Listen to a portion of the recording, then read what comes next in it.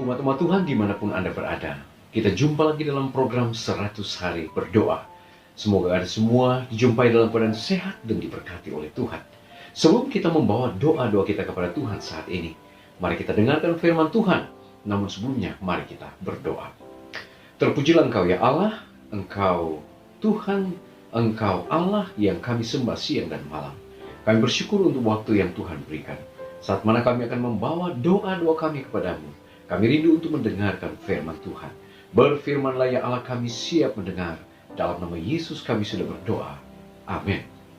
Pembahasan kita pada saat ini berbicara tentang temperance atau pertarakan.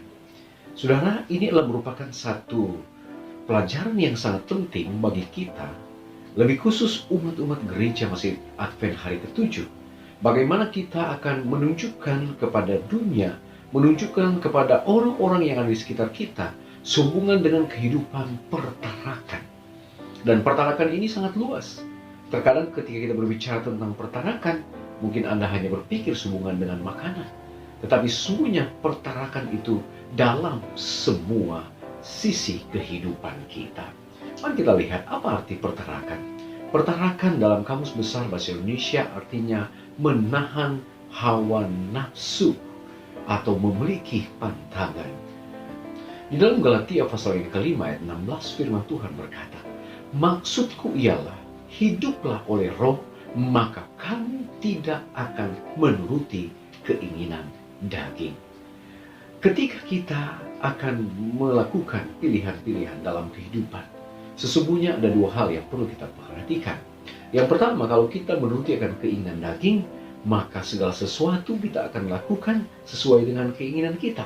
Tetapi kalau kita mengikuti sesuai dengan keinginan roh, maka ada hal-hal bijak yang kita akan dapatkan, sehingga mana yang sesuai dengan kehendak Tuhan, mana yang sesuai dengan firman Allah, mana sesuai dengan hukum kesehatan, itulah yang kita akan lakukan.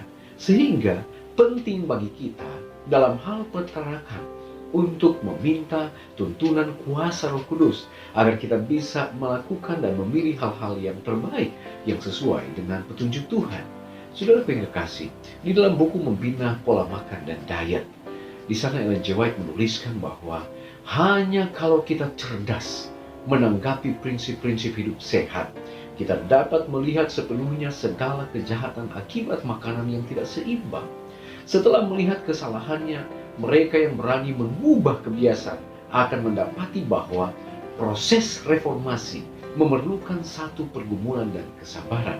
Tetapi sekali selera yang benar sudah terbentuk, mereka akan menyadari bahwa penggunaan makanan yang tadinya mereka anggap tidak berbahaya, pasti lambat laun telah menjadi sebab dari penyakit dan gangguan pencernaan dan penyakit-penyakit lainnya di dalam tubuh kita.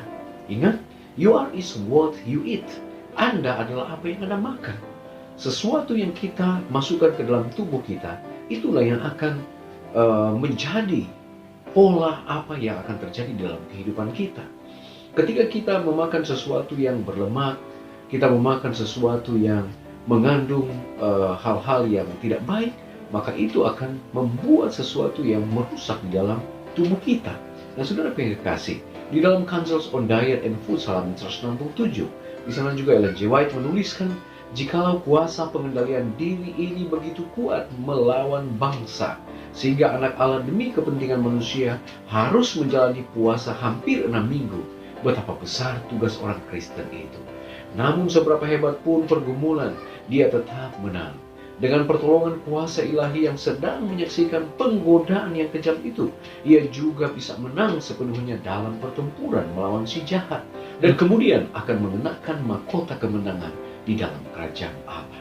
Saudaraku yang kekasih, dari kutipan-kutipan ini mengajar kepada kita bahwa kalau Yesus, dia bisa menahan diri, dia bisa menahan akan bagaimana mengendalikan selera dan lain sebagainya, maka kita pun bisa melakukan hal tersebut, asalkan kita punya niat, kita punya usaha, dan mau untuk mengikuti pola hidup sehat sesuai tentunya dengan anjuran-anjuran firman Allah dan juga sesuai dengan anjuran hukum kesehatan. Saudara yang kekasih, dosa telah dan sementara mengacaukan hidup kita di semua tingkatan. Dosa membawa ketidakseimbangan ke dalam kehidupan kita dan menuntun manusia pada kesesatan.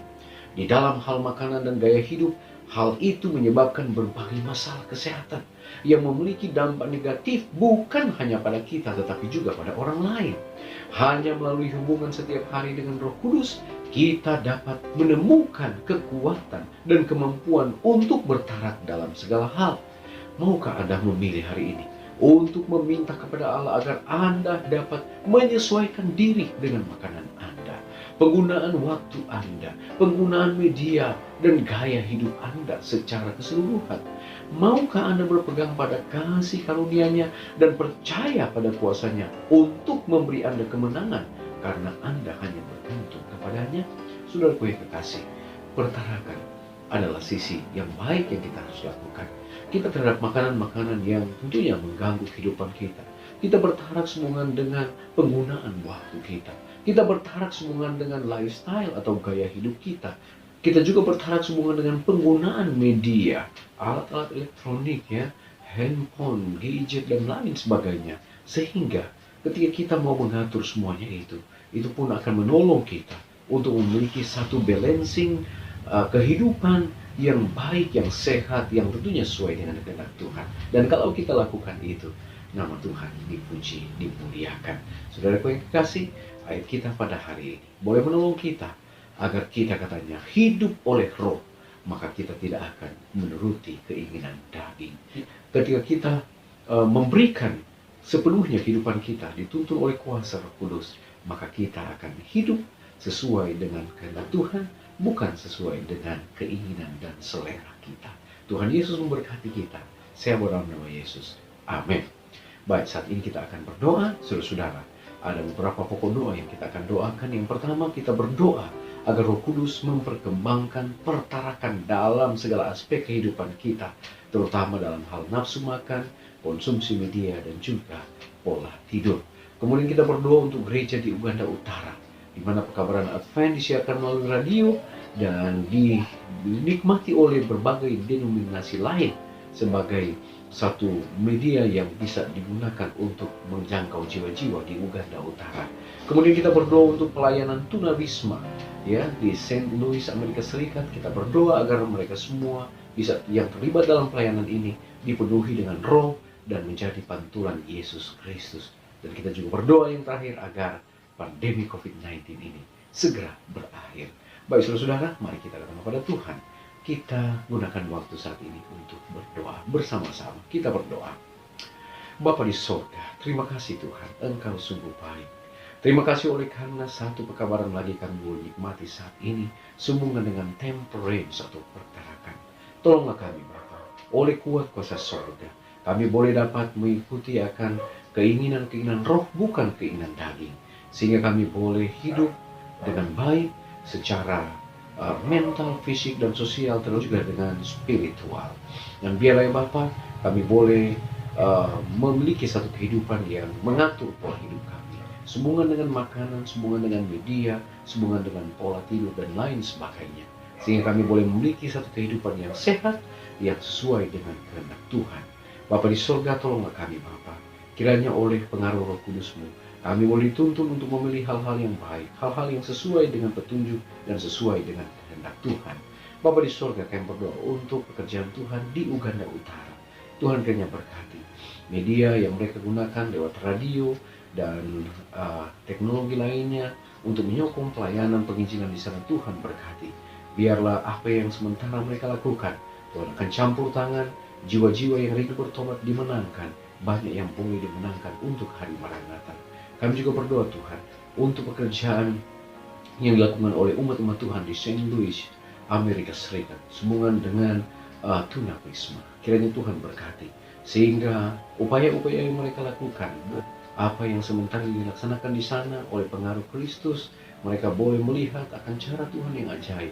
Sehingga lewat kegiatan ini, banyak yang boleh juga dimenangkan untuk berbalik dari kehidupan mereka dan menjadi pengikut-pengikut Tuhan. Kami berdoa ya Tuhan untuk COVID-19 yang saat ini Tuhan kami bersyukur di beberapa tempat telah terjadi penurunan. Nah, hal ini boleh akan terus bantu oleh kuasa Tuhan, sehingga COVID-19 ini perlahan-lahan akan semakin berkurang, dan pada akhirnya Tuhan, ini bisa berhenti, dan kami boleh memuji besarkan nama Tuhan. Bapa di surga, tolonglah kami untuk selalu setia, berserah, dan berharap kepada Tuhan, dengan menggunakan waktu, talenta, dan semua usaha-usaha kami untuk menyokong akan pekerjaan Tuhan. Terpujilah Engkau ya Allah, dengar doa kami, ampuni dosa kami, dalam nama Yesus kami sudah berdoa. Amin. Puji Tuhan saudara, pertemuan kita saat ini telah selesai. Kita tetap semangat di dalam berdoa, kita tetap semangat di dalam membawa permohonan-permohonan kita. Dan ingat, doa yang kita naikkan, Tuhan akan jawab sesuai dengan kemurahan Tuhan. Mari berdoa, kita tidak berdoa sendirian. Tuhan Yesus memberkati kita semua. Sampai jumpa pada besok hari. Amin.